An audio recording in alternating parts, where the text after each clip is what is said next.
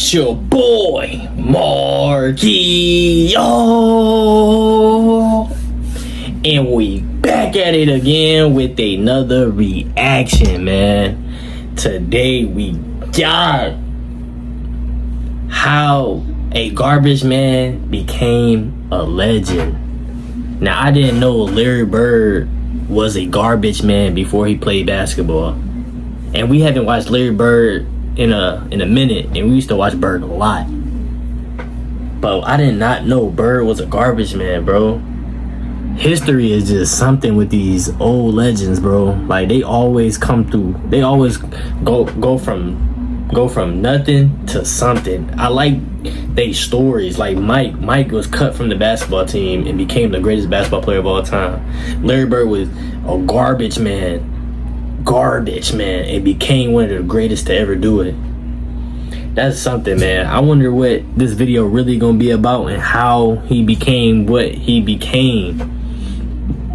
So make sure y'all get y'all popcorn. This is a long video right here. Get y'all popcorn, get y'all drink, and get everything y'all need, because Larry Bird is a legend, a GOAT.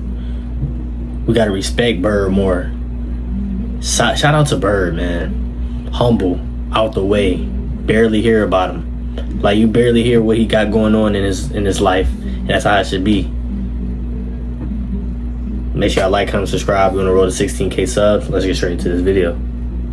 Larry was inches away from never achieving anything in basketball because back in the 70s, Bird was working as a garbage man in French Lick, Indiana, and he never wanted to become an NBA Indiana, player. that's where I'm I thought from. I'd wind up being a construction worker, pouring concrete. As far as basketball goes, I just wanted to be the best player on my high school team. However, thanks to some luck and a coach who refused to give up on him along the way, the world was able to experience the basketball genius of Larry Bird. Bird would go on to become the best shooter of his era, an underrated defender, and one of the greatest rebounders ever at his position, all while being one of the best trash talkers in NBA history. He just shook his head at me. He said, man, this going to be a up night for you. Pat Riley once said that if he had to choose a player to take a shot to save a game, he'd choose Michael Jordan.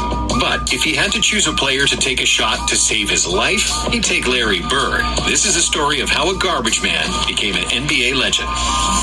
Larry Bird was born in 1956 in West Baden, Indiana, a small town next to French Lick. That was a farming town of about 2,000 people. Larry was the fourth of 6 children, born into a poor family where his father Joe was a construction worker and his mother Georgia worked in a diner. Because his father's construction job wasn't stable, and because Joe was also an alcoholic, the Birds struggled to make ends meet. They lived in a small house, and during cold winters, their old furnace would often break down, leaving the family freezing. Due to financial difficulties, Larry would often be sent to live with his grandmother in French Lick, and being poor weighed on Larry a lot. And he always said that poverty was his biggest motivator in life. As growing up, you don't realize that you don't have anything because you never had it in the first place. You know, making some money and looking back, I remember all of it, and I don't want to be like that again. But his saving grace was playing sports. Sports was a big part of our lives every day. There was never a day we didn't do something, whether it was baseball, basketball, or football. His older brothers were pretty good basketball players, and they were the reason that Larry picked up the sport, and for his competitiveness on the court. Younger brothers often make the best ball players. Children who grow up chasing older siblings play up, and it's an advantage when they start playing against kids their own age. Larry was about 13 years old, 6 feet, and 130 pounds when his father promised him $20 if he made the freshman team in high school. Damn. Back then, $20 to Larry was probably what $1 million is to him now, maybe even more. So he kept practicing really hard, and to his amazement, Larry realized he loved playing ball more than anything else in the world. I played when I was cold and my body was aching and I was so tired. I don't know why, I just kept playing and playing. I guess I always wanted to make the most out of it. And Larry did make the freshman team, albeit only as a bench warmer, since he only played in garbage time minutes. As a sophomore, he missed most of the year with an ankle injury, but that's when he got maybe the biggest life lesson from his father. I was 13 or 14 maybe, and my father came home with an ankle all black black and blue and red. He needed me and my brother just to get his boot off, and he was in awful pain. But the next morning, we got the boot back on, and he went to work. That really made an impression on me.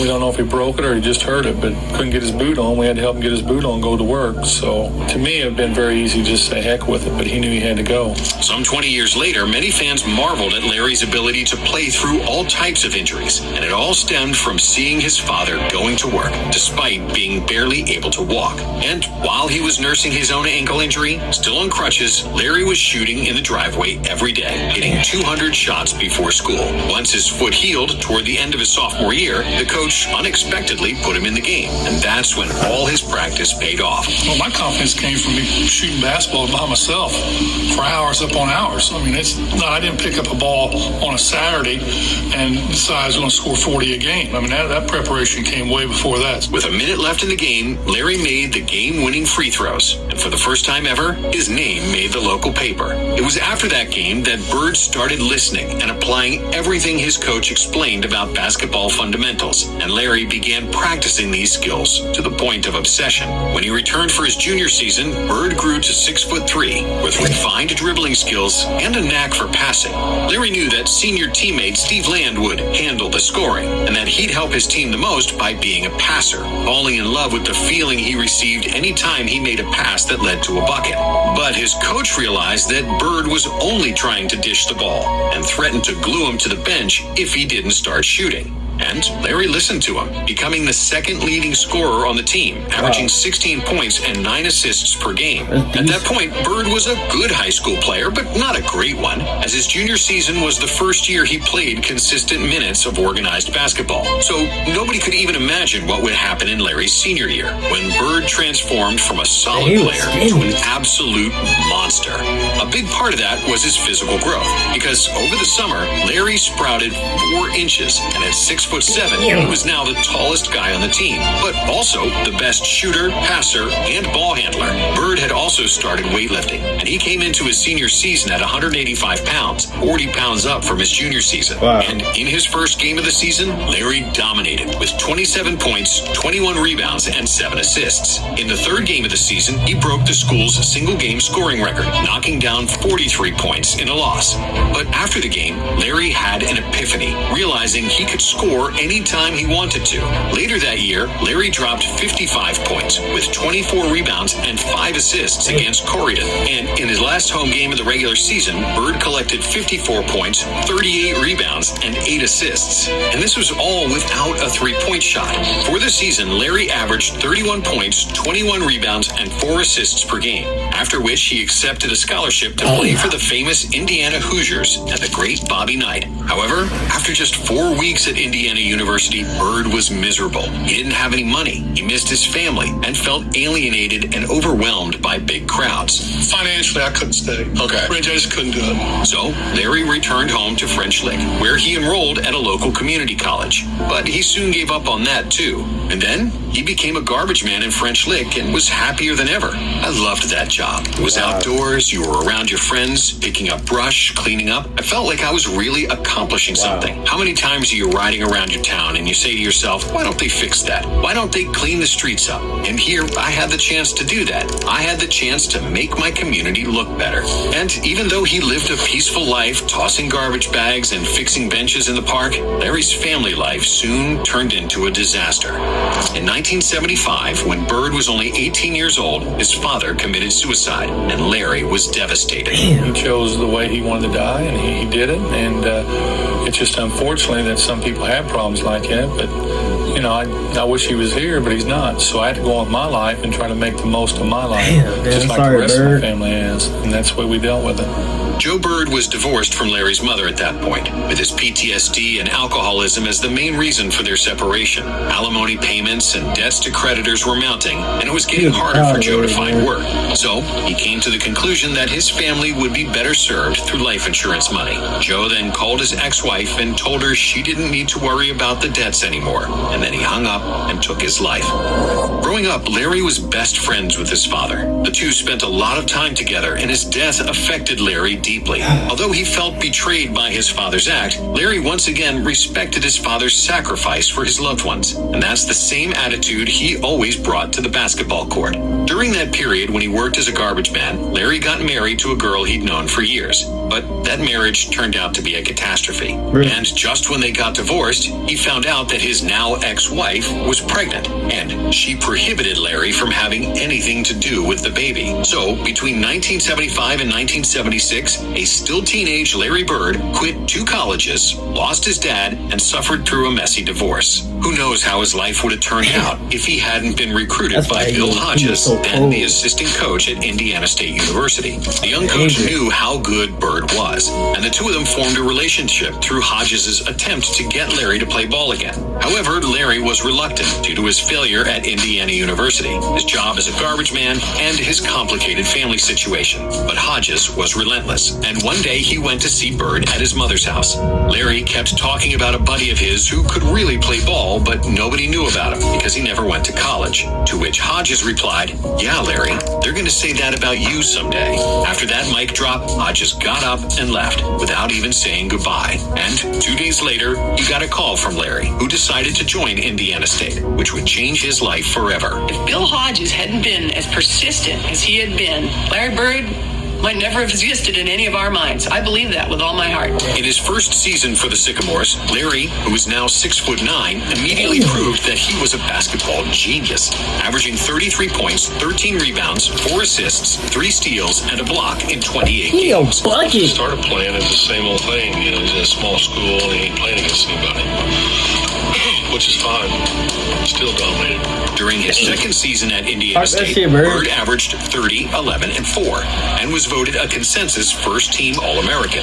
Larry intended to return to Indiana State for his senior season, and the NBA rules at the time stated that players must spend 4 years in college to be eligible for the NBA draft. So in 1978, nobody in the NBA was thinking about Larry Bird, except for Red Auerbach, the general manager of the Boston Celtics. Auerbach didn't think that he could find a superstar in the 1978 draft, and he believed that Bird was going to be the first pick in 79, and that the Celtics wouldn't be able to get him then. However, because Bird enrolled at Indiana in 1974, but dropped out only a few weeks into his first semester, by technicality, he was eligible to get drafted. Still, drafting him was very risky, because Larry could re-enter the draft after his senior season, but Auerbach was willing to gamble, and with the 6th pick in the 1978 draft, the Celtics picked Bird, which was a shock to the rest of the NBA. Wow. I just think that Red took a gamble because he had the 6th and the 8th pick that year. He wanted me. And why did he wait to the 8th pick?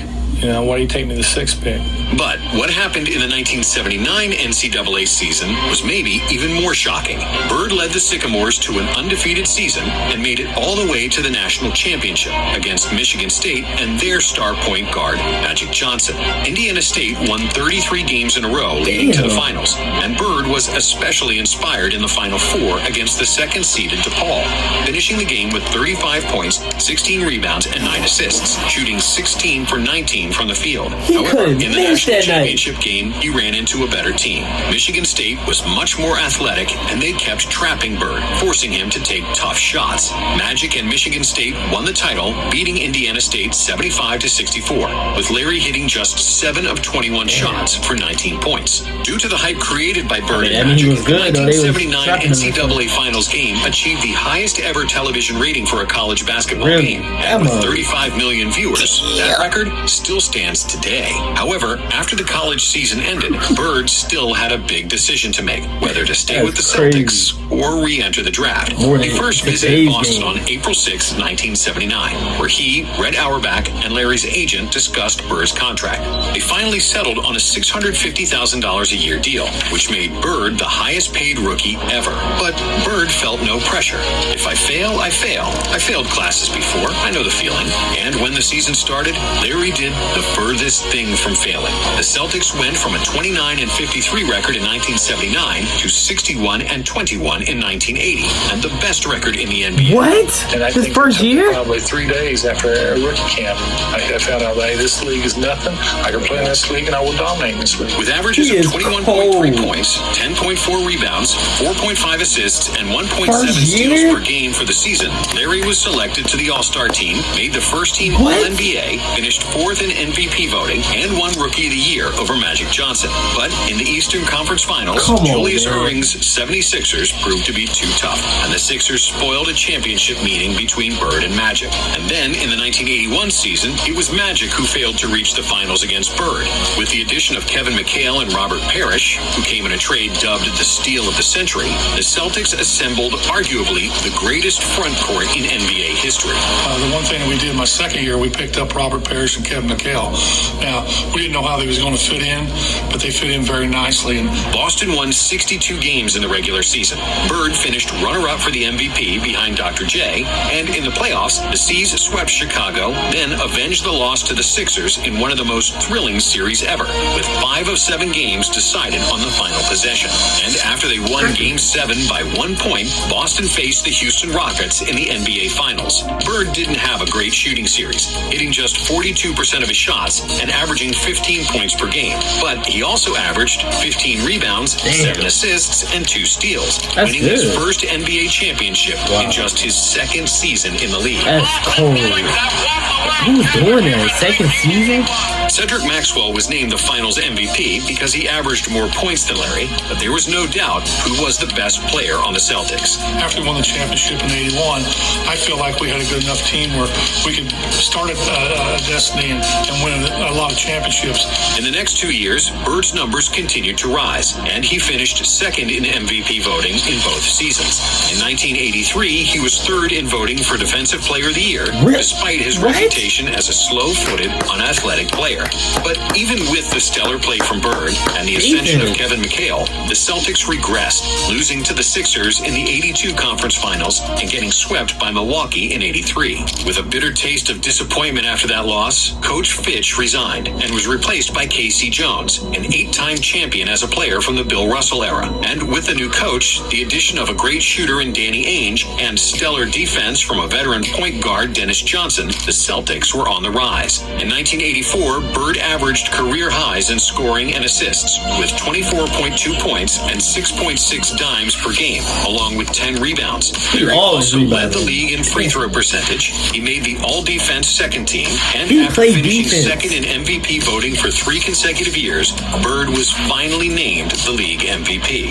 In the playoffs, Bird was playing the best basketball of his career, shooting over 50% in every playoff series, seamlessly dropping 30-point games and double-digit assists. After they got past Washington and New York, the Celtics dropped the Bucks in 5 games to avenge the loss from the previous season and make another NBA Finals against Bird's oldest foe, Magic Johnson. Playing against Magic, yeah, that was something that I always dreamed about since he was in college. In a hard-fought series, it took 7 games to decide a winner. And in the final game of the season, both teams struggled with their shot, including Larry and Magic. I can remember we didn't shoot the ball extremely well, but we played hard. We got to all the loose balls. We did the things that were necessary for us to win.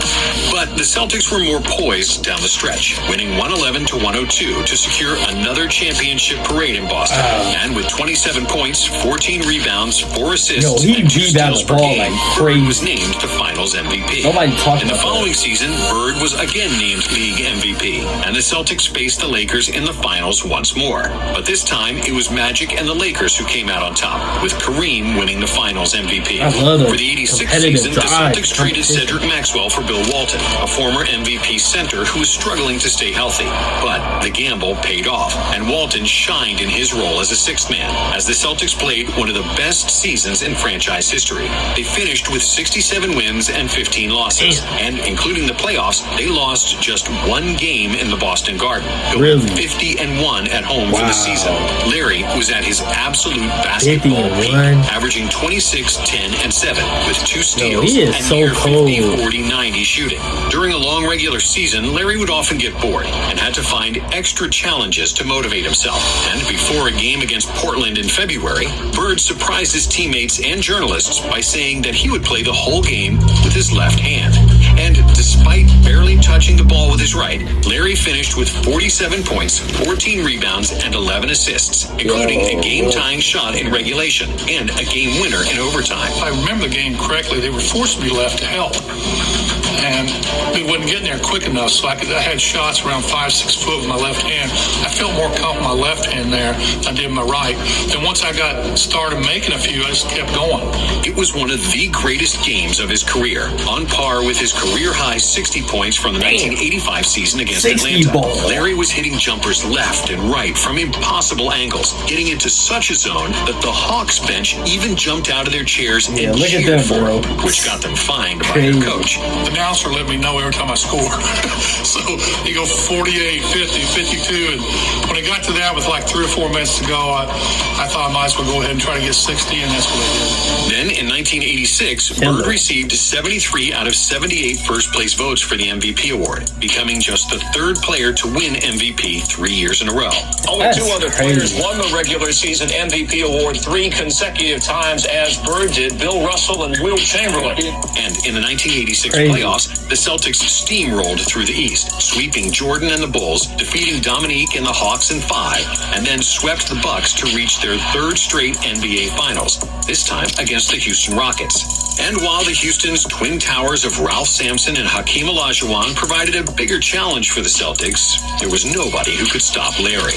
With 24 points, 9.7 rebounds, and 9.5 assists, Yo, he has Larry was 2 great rebounds assets. and 3 assists shy from averaging a triple-double in the finals, winning another finals MVP as the Celtics won the title in 6 games. In 1987, Bird became the first player to shoot 50, 40, 90 for the season, averaging 28 points, 9 rebounds, and 8 assists per game. Yo, he But while Larry was still on cold, top, man. the Cold, Celtics man. regressed. Before the season, their number 2 overall pick, Len Bias, tragically passed away after the draft, and they suffered many injuries during the season and the playoffs. I was the healthiest one on the roster. That's not saying much. I felt pretty good. I know Robert had ankle injuries, and Kevin broke his foot. Danny had a hip problem, and just to get to the finals, it made us feel good. Still, they had Larry, who pushed the C's to their 4th consecutive finals after one of the most legendary moments of his career, when he stole the ball from Isaiah Thomas Yeah, that in was Game crazy, 5 bro. of the Eastern Finals. And it was like a slow Game winning motion. steal, It was innocence. like the ball like goes up in the air. I didn't even see him. Now that's a tail by Bird. Underneath the DJ. That's legendary. And in the finals, once again, it was Boston versus LA for the 3rd time in 4 years. But this time, That's the crazy. Lakers were healthier and better rested, and the Celtics didn't have enough gas in the tank to stop the fast-paced showtime. Bird delivered another 24, 10, and 5 for the series, but it wasn't good enough, as Magic got the best of him once again. The next year, Bird had the best statistical season of his career. Really? He averaged 30 points, 9 rebounds, and 6 assists, again shooting 50, 40, 90 They for the fuck season, with him that night. proving that I mean, he that was the year. best shooter who ever played at the time. Unfortunately for Larry and the Celtics, they lost in the conference finals against Detroit. Damn. And the 1988 season proved to be the last hurrah for the Celtics' big 3 of Bird, McHale, and Parrish in terms of contending for a title. Bird missed almost the entire 1989 season due to a persisting back injury and multiple surgeries to remove bone spurs from his ankles. He originally injured his back in the 85 offseason after deciding to build the driveway of his mother's home himself. Larry decides to do it himself. This is Larry Bird, the superstar, out there breaking his back, literally shoveling gravel. He spent all day shoveling gravel and ended up You a hurting his grinder, back bro. and causing his spine to get misaligned. He had lost the structural stability in his spine, so it would slip into abnormal positions to try and lock itself to get an artificial stability. That's like getting your finger stuck in the door and somebody's still pushing on the door. Bird was a millionaire, and he could have easily paid someone else to do it. But Larry enjoyed manual labor, and he wanted to help his mother with his own hands. And paying people for something he could do himself simply wasn't Larry's style. I really don't need anyone to build my ego. When I'm home in Boston, I want to go out and eat, pay my bill, and get the hell out. Back in French Lick, I don't have those problems, and that's why I go back there. It's the same with nice cars, Mercedes and all that. I can't see putting $50,000 or $60,000 into a car when our house growing up was worth $10,000. I just can't buy that. And clothes never did catch my eye. I never really enjoyed them. I always wore what I felt comfortable in. I'll wear pretty much anything if I get it for free. And because of his back injury, Larry probably should have retired in '88.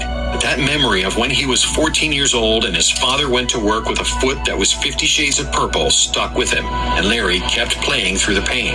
But to me, I was just so glad I got the NBA and made it. I didn't want some little injury messing up my whole season, so I tried to play through a lot of them. From 1988 onward, Bird had to have his spine realigned before games just to be able to participate. The injury was so severe that he often had to lie down for hours at a time, either between games or sometimes even during games, spending up to 4 hours a day stretching. And even though he could barely walk, Larry still averaged 21, 9, and 7 in the last 3 seasons of his career. They called him Larry the Legend because of his dominance on the court, the extreme confidence he exuded, and the trash talking he served on a daily basis. Going into the locker room during the three-point shooting contest and asking other participants which one of you was going to come in second. Everybody's looking at me and go, who's coming in second? And nobody said a word. I thought maybe they thought I was joking, but maybe they thought I was serious. But, well, then I had to go out and win it. But truthfully, I meant it. I mean, I knew I was probably going to win the contest. And then defeating them without ever taking off his jacket, legendary.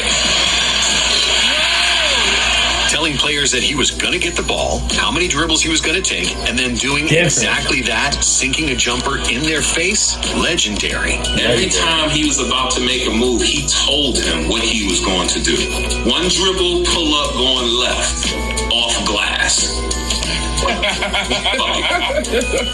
And did you know Bird played the entirety of his career with a dislocated finger? His right index finger got badly hurt during his last season at Indiana State. But like always, Larry just pulled the finger, put it back in place, and kept playing through the pain. Bird had to slightly change his shooting stroke because of that finger, and he swears he was a better shooter in college than in the NBA. And the numbers support this theory, as he shot 53% in college compared to 49.6% in the pros. And despite his reputation of being a trash-talking jerk, as well as getting into a few fights on and off the court, people who know Larry will tell you that he was an even better person than he was a player.